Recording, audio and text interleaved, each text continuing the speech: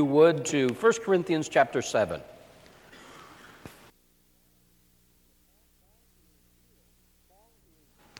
Paul is dealing with the topic of marriage and singleness and divorce and remarriage. And that's what we've been looking at. Today will be the end of a 3-week examination of this chapter. And we've talked about all of these issues. Today, the focus is really on the advantages of singleness. Now, we need to be clear when we talk about the advantages of singleness what Paul is not doing. Paul is not saying that being single is superior to being married. Throughout this teaching, Paul has been consistent in this way. What he said consistently is this: if God's given you the gift of singleness, then being single is where you ought to be. If God has not given you this gift, then pursuing marriage is okay. One is not an indication of a more spiritual person. And Paul was really fighting that battle in this church at Corinth. In that environment, there was teaching that was going around like this: singleness is superior, because in the single life, your devotion is to Christ and Christ alone, so it's superior. It was so distorted that some were teaching that if you're married, you need to get divorced in order to be single, in order to truly serve the Lord. And Paul's just shattering that false teaching. We'll say it to you 3, 4, 5 times today, because I want to keep it fresh in your mind. Paul is not endorsing one over the other, but what he's doing today is laying out, and you will see them quickly, I think, some very practical reasons. While there are advantages, practical advantages, not moral issues here, practical issues, practical advantages to being single. We begin in 1 Corinthians chapter 7, verse 25. Now concerning virgins, I have no command of the Lord, but I give an opinion as one who by the mercies of the Lord is trustworthy. Paul is writing and he's saying this: I don't have a command from the Lord. This is similar to what we've seen him use in terms of technique before. What he's saying is this: Jesus did not specifically teach on this issue when he was here. I'm not passing along something that he has taught and reaffirming that.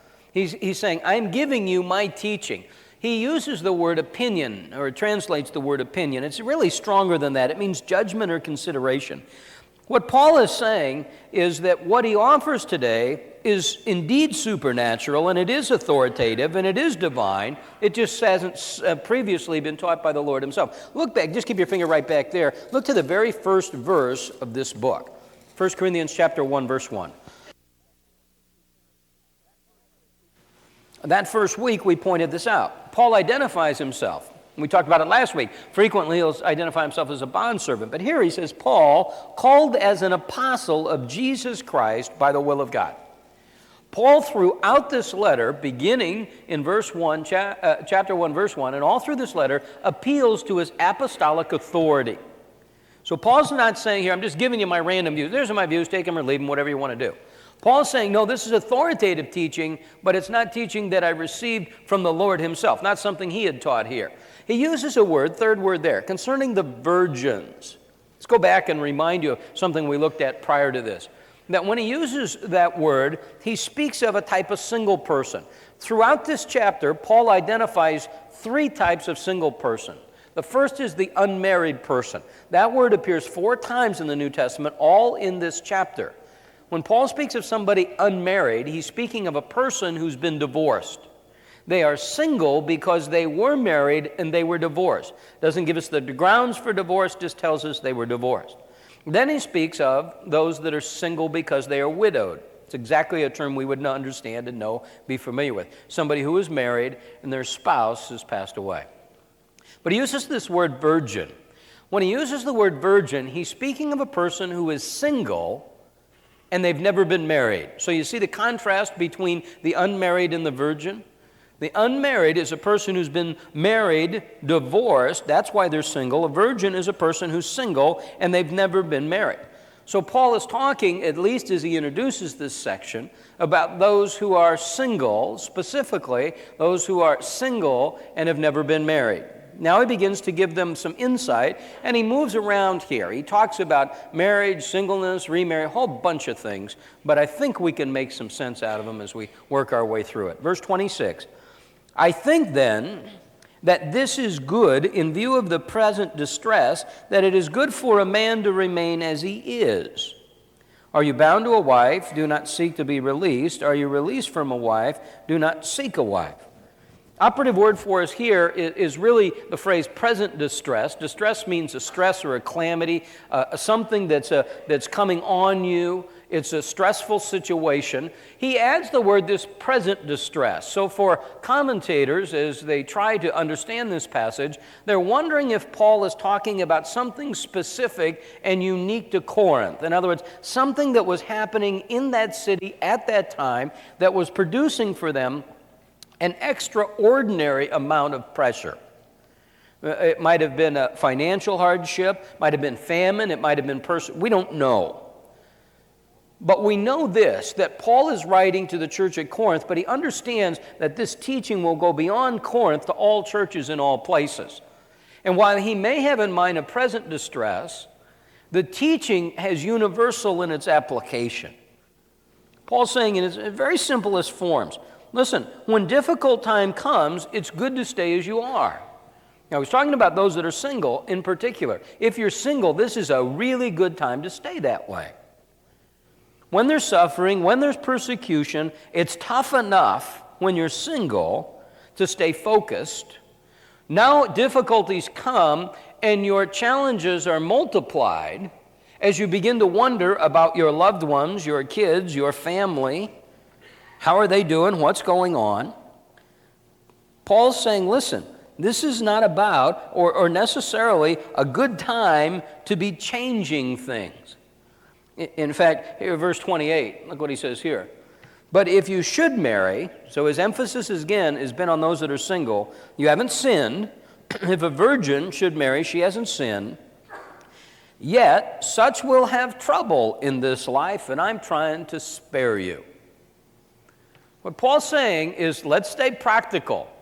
If you're single and there's conflict around you, you need to understand that staying that way has extraordinary advantages. If you're single and you decide to marry, that's okay. But if you decide to stay single, that's okay too. Verse 28, I'm trying to spare you the trouble. Now, what Paul's saying is, singleness has its advantages. Marriage is complex. One person. Some of you, here you go, let me say it this way. Some of you can't even get along with yourself. Right? Now we add to this mix another person who I guarantee you, by every indicator, you are incompatible with that person. They're a controller. I guarantee you, you're married to a controller. Because my theory is very simple. Every person's a controller. Who doesn't want to be in control? Some of us mask it a little better than others. But we all want things our way. We all have certain things that we want, small, large, and when I come together in marriage, I make life more complicated. There's more trouble. And Paul says, I'm not speaking morally, I'm speaking practically. Let me give you some helpful advice. If you want to take your trouble quotient and keep it here, stay single. That's all he's saying to you. And you're going to be much more free and flexible in that environment. Paul was writing at a time, too, when he's encouraging them with all sorts of different views on this singleness. Again, they were elevating singleness. I think we live at a time where we've kind of diminished it. We look at people who are single as kind of out there. Part of the group, let's get them a structure and let's give them something to do, keep them out of the pool halls if we can, but until they get really matched up, they're not really part of us. Let me just ramble on this a second. We've reached a point, I don't know how to say this exactly, we've reached a point, let me say it this way, where we have focused too much on the family. I really think that we've reached a point where we see family as superior to single, and it becomes the definitive way that we mark our spirituality. I'll talk to people all the time. I'll say, well, they'll say, he's a Christian. I'll say, well, tell me about him. How is it? Oh, he's a great dad. He's a great husband. Well, if those were the two chief indicators, the apostle brings nothing to the conversation. To live the Christian life even has to pull me out of the family. Love your neighbor as yourself and go make disciples. We've really reached a point, I think, where there's too, in some instances, and hey, trust me, if you want to misunderstand this or just stick these words right in my ear, you're going to be able to do this because there's no way for me to qualify this adequately. So the burden's on you to listen. How's that for a disclaimer? That was a good one. That was good. I like that. But you know what I'm saying, I hope. The emphasis has become so much on family that we've taken the family and we've elevated it, I think, in almost an unhealthy way. Now, obviously, you're talking to somebody who has spent a great time, energy, effort, and money and family, and I hold it very highly. But that's not the only barometer in how you're doing spiritually. Paul's writing to these people, and he says, let me give you some practical advice. I want to save you a lot of trouble. It's trouble to be married. It's harder, more complicated. He says this in verse 29. But this I say, brethren, the time has been shortened. Drop down to the very last phrase. And the form of this world is passing away. We'll come back and see what he's sandwiched in between, but he's making this point. The time, when he uses that word time, it speaks of a definitive period of time, an appointed allotment of time. Time is short. I'll tell you what you obviously know. You aren't going to live forever. Ray Stedman wrote this. 2 weeks ago, I turned 61, and I want you to know as the years go by, they seem to go much faster. I'm increasingly aware of the shortness of time and how few years we have on earth to do the things God desires, the exciting adventures he sets before us. How one would want to pursue them more and more. The longer we live, the more aware we are of how time seems to fly. As someone said, by the time your face clears up, your mind begins to go. And that's the way it seems to be. When I hit my homepage this morning, it was MSNBC, and they were doing a story on aging. And they were just making these 2 points as their tease. Every 7.6 seconds in America, someone's turning 50. That's really a key number. I'm not going to get into the politics of it, but when you're going to take Social Security and you're going to keep it at 65 and all this stuff, there's no way. Somebody just needs to have the courage to say, we need to redo this baby. That ain't going to happen. By 2050, seniors will outnumber young people for the very first time in history in this country. That's an amazing... Think of the change that's coming there. And yet, even though we're living longer, I think I gave you this statistic, 50% of the girls born in the year 2000, 50% of them will be alive in the year 2100. It's an amazing statistic. Even though our time is expanding, Paul's saying it's still a short time. Don't lose sight of that. It's still a brief period of time that you're here, and it's going by so quickly.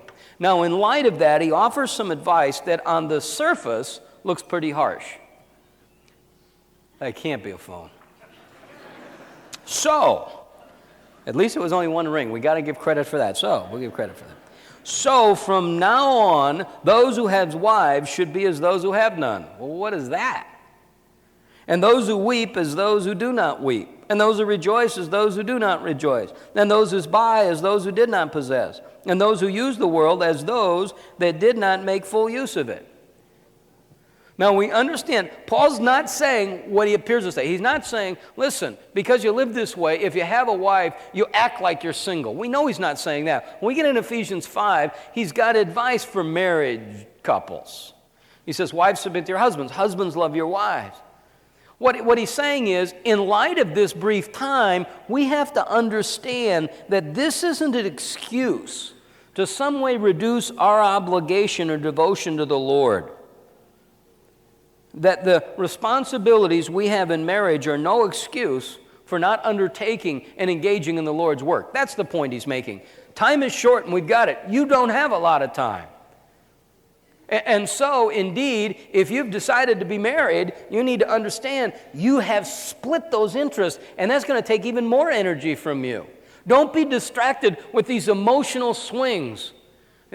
Those who weep as those who don't weep, those who rejoice as those who don't rejoice. He's not saying those aren't appropriate emotions. What he's saying is, in these emotions, you can't swing from one extreme to the other.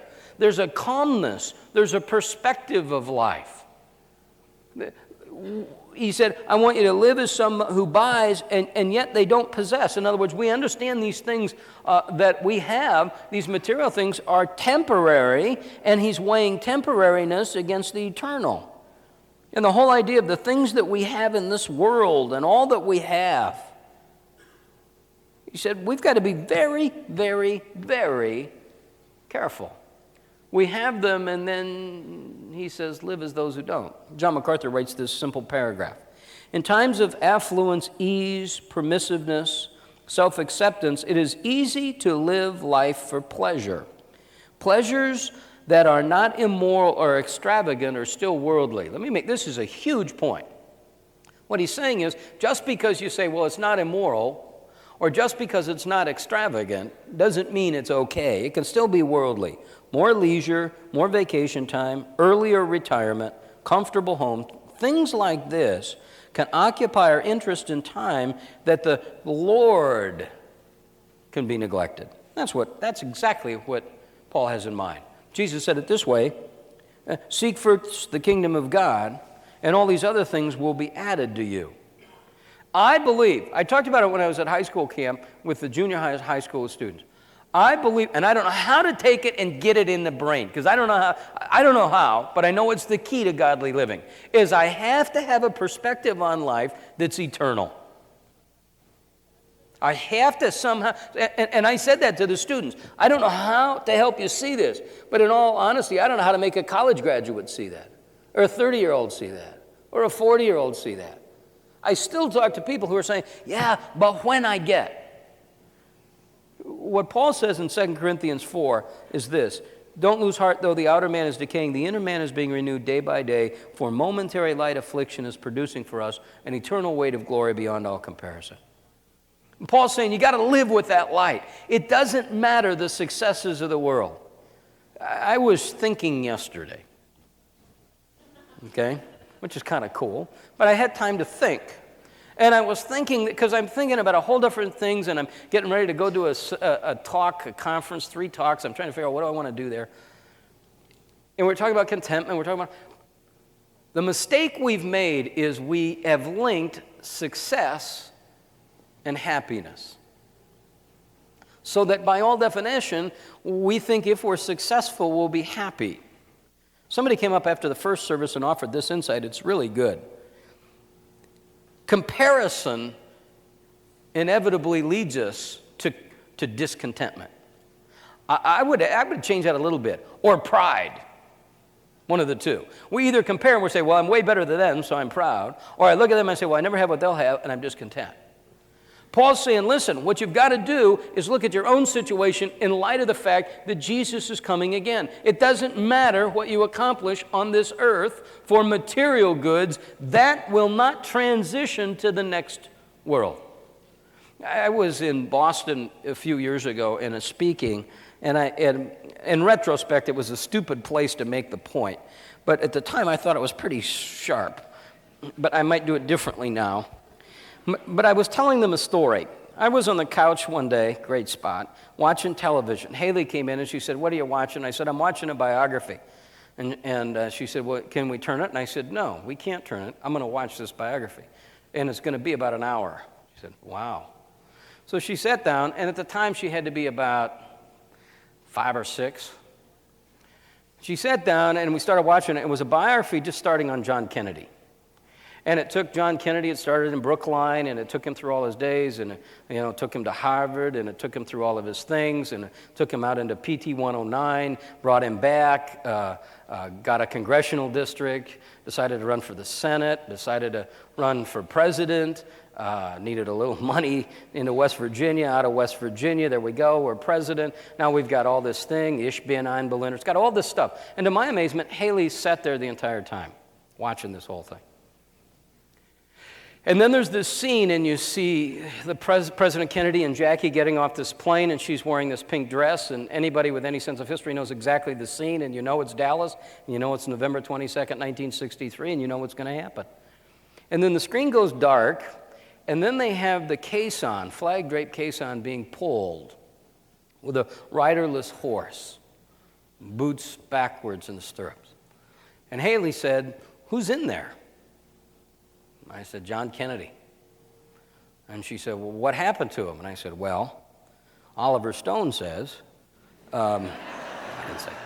I said, "Well, somebody shot him." And then Haley summarized the essence of John Kennedy's life with one brief question. Did he know Jesus? It's all that matters. Hope you understand that. He didn't get up to heaven and they said, "Man, you're a president, that's an automatic pass." Right? Or "Boy, you did great things, look at this. And boy, I'll tell you, that blockade of Cuba, whoo, boy, was that smart. You come up with that, that's a good one, you're in." No, if he didn't know Jesus, then hell is his destination. Remember I said Boston wasn't the right place to tell that story. I thought it was going to be impactful, but it didn't fall on deaf ears. That would have been better if it fell on deaf ears. But do you get the point? And that's all Paul's saying. Paul's saying, I want you to live differently. Don't be looking at all. As you look around, understand two things. Time is short and the world's passing away. And our tendency is to say, I'll get to it later, I'll take care of it later. Our thing is to be swept up in the emotions of the moment. Our thing is to be swept away with this, or move over to here, or how about those Diamondbacks, or get this deal closed, or if I can win this game, or graduate from this, or get this job. And all he's saying is, that's not important. That's not eternally important. Verse 22. But I want you to be free from concern. Now some things that demand just a little bit of definition, but we'll put them together. I want you to be free from concern. One who is unmarried is concerned about the things of the Lord and how he may please the Lord. But the one who's married is concerned about the things of the world and how he may please his wife. His interests are divided. He's preoccupied. Marriage forces us into a situation where we're preoccupied. A woman who is unmarried and a virgin is concerned about the things of the Lord, that she may be holy, that is set apart, separated, consecrated to him, both in body and in spirit. But the one who's married is concerned about the things of the world and how she may please her husband. And this I say for your own benefit, not to put a restraint on you, but to promote what is seemly, to secure undistracted devotion to the Lord. Remember, he's talking to those that are single, and he's saying, do you understand this? When you marry, your interests are split. When I'm single, I can be wholly, entirely devoted to the Lord, but once I'm married, I now have responsibilities to a wife, to a husband, to kids. Jim Elliot, some of you know that name. Jim Elliot was a young man, and he was the best of the young men in the mid-50s. Extraordinary young man. Went to Wheaton, and he had the world in front of him. He could do anything he wanted to do. He decided to be a missionary. And on his first journey in to reach this unreached people group of Indians, he, along with 2 or 3 other absolute quality guys, are killed. That's Jim Elliot. Jim Elliot wrote a diary. That diary has been reproduced in a little book called Shadow of the Almighty. You ought to have that book, and you ought to read that book, Shadow of the Almighty. In there, you see Jim Elliot's diary. You see him writing as a 17-year-old, and you may even get a little arrogant and say, what's a 17-year-old know? Here's what Jim Elliot writes as a 22-year-old, about ready to graduate from college and thinking about life. particularly thinking about the issues that most would think about at that day and age. Marriage, is it okay? What about it? Here's what he said. I've been musing lately on the extremely dangerous cumulative effect of earthly things. One may have a good reason, for example, to want a wife, and he may have one legitimately, but with a wife comes Peter the Pumpkin Eater's proverbial dilemma. He must find a place to keep her. And most wives will not stay on such terms as Peter proposed. So a wife demands a house in turn requires curtains, rugs, washing machines, etc. A house with these things must soon become a home, and children are the intended outcome. Now listen to this phrase. This is incredible insight. The needs multiply as they're met. Here's what we tend to think. I have a need, I meet the need goes away and I'm done. And he says, no. When I meet the needs, unless I'm very careful, I'm creating a whole series of other needs. I meet these needs and there's more. The way I remember this, and I've explained it before, one day I'm at the house and the girls go, ah! And our girls are really scared of bugs. It doesn't, crickets, it doesn't really matter. Okay? They go, ah! There's a spider. And I said, well, where's your mother? And they said, well, I don't know, she's not here. Okay? And well, you better do something, Dad. So I went out, and here is this huge spider. This gigantic spider right outside, right on the porch. So I walk over, and I go like this. There's that spider. I get right over him, so I get him, and I go. And when I hit it, I'll bet you 50 little baby spiders came springing out of this spider. See, that's the perfect illustration for this phrase. Needs multiply as they're met. Listen to what he says. You can't argue with this. A car demands a garage land a garden tools, and tools need to be sharpened. Woe, woe, woe to the man who would live a disentangled life in my century. I've learned from this that the wisest life is the simplest life.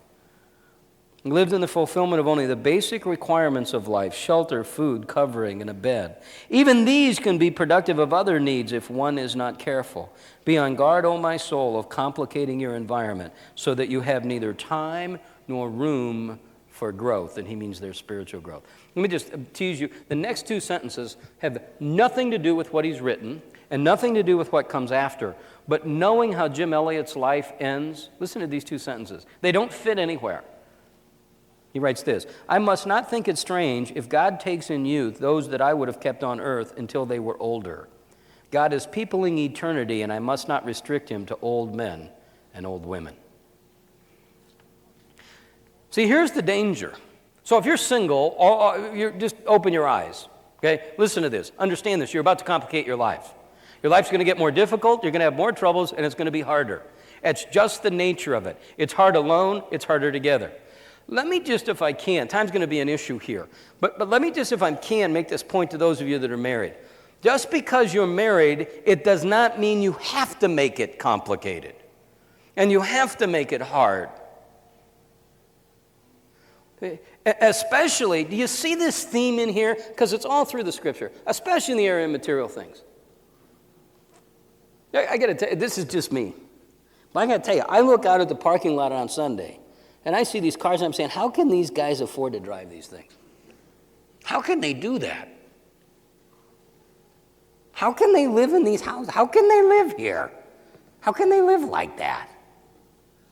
Well, there's only one way, debt. You put yourself in bondage. I heard an ad the other day for a Ford. I don't remember what Ford it was, Taurus, doesn't matter. They said, $109 a month. I said, $109 a month. So I'm listening to the rapid talk afterwards. The loan is spread over 84 months. You'll be on your third transmission in that Ford when you got this thing paid off. It isn't going to run that long. Do you know, I want you to know, because there's a lot of families, some of you have done this. You're driving a car that after 5 years, you're going to owe $12,000 or $13,000, and it's only worth $3,000, and it's not going to run. And you're doing it all so you can have a Ford now. we were Crown just did it. We just hosted a pastor's luncheon here to talk about Crown. And Dave Cahoot was saying this. There are now 4 credit cards issued for every man, woman, boy, and girl in this country. That when you're a student, their freshman year comes into college and they come into their dorm and they go over and there's their bed. On their bed will be 3 pre-approved credit cards with limits anywhere between $2,500 and $5,000. That's right when they get there. Because see, man, once they got you there, they got you. And now you're in bondage. So now you're going to work tomorrow. It starts today. The dance kind of starts this afternoon. Your stomach's in a knot and you don't want to do it and you're down and you're depressed and we can't connect it except it always happens on Sunday about 2. Hey, I can help you out. You hate your work. So then when we sit down, I say, well, man, if you hate it so much, why do you go there? Because it's the only place I can make enough money to live in the lifestyle that I've become accustomed. You're in bondage, pal. That's exactly what he's saying. And you can get out of this. You don't have to live that way. We got 4 minutes here. We got to go just cover a couple of things really quickly. Paul now talks about some things. That's just hanging out there. It feels like that's hanging out there like I need to say more about it, but I don't. I think I'll just let you just suffer in that area for a while. I don't think I need to say anything more about that. Here's what Paul says. We're going to go quickly here, verse 36, 7, and 8. Paul says this. But if any man thinks he is acting unbecomingly toward his virgin daughter, if she should be of full age, and if it must be so, let him do what he wishes. He does not sin, let her marry. What's he talking about? Let's just finish it up. But he who stands firm in his heart, being under no constraint, has authority over his own will, and has decided this in his own heart to keep his own virgin daughter, he will do well. So then he who gives his own virgin daughter in marriage does well, and he who does not give her in marriage will do better. Here's what Paul's addressing. In that day and age, the father was dominant in the role of putting the weddings together. He would pick the spouse, he would put the thing together, all of the things that would produce a good, thrifty wedding. And part of what they were doing was saying that singleness was better than marriage, so the father would take a vow for the daughter that she would remain single. But when the daughter became age, now she's older, she's saying, I don't have the gift of singleness, I want to marry. That's all Paul's doing is addressing this. He's coming to the father and he's saying, listen, you made a vow for this child that can't be kept because the child doesn't have the vow of singleness. It's okay, that's what he's saying. It's okay if she marries. If indeed she puts you under no constraint, in other words, she says, I'm fine there, it's okay for her to stay that way. That's the point that Paul's addressing there. And then he summarizes it very simply. He says this, a wife is bound as long as her husband lives, but if her husband dies, she's free to marry to whom she wishes, only in the Lord. Well, she can pick anybody, but only a Christian. It's my opinion she'll be happier if she remains as she is. Paul's saying, listen, if you're a widower, it's okay to remarry. I don't know any couple that doesn't have those kind of conversations when you're driving along. You know, if I died, would you remarry? And we were just, so whenever we're in the car, we talk about that a long period. So I said to Susan, I wouldn't remarry. And she said, you would last one cycle of laundry before you. That's how you'd last.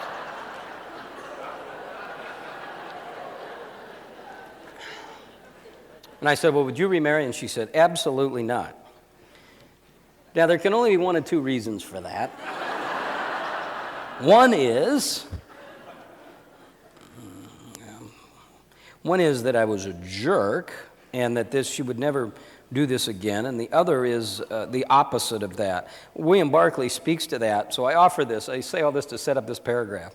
Barclay says this, in many ways, a second marriage is the highest compliment that the one who survives can pay to the one who has gone before. It means that life without him or her was so lonely. It means that with him or her, the married state was so happy that it can fearlessly be entered into again. So far from being an act of disrespect, it's a mark of honor of the dead. That's my view. I'm honoring the dead. She's 30 and I'm honoring the dead. That's my view here. We're all honored in this passage.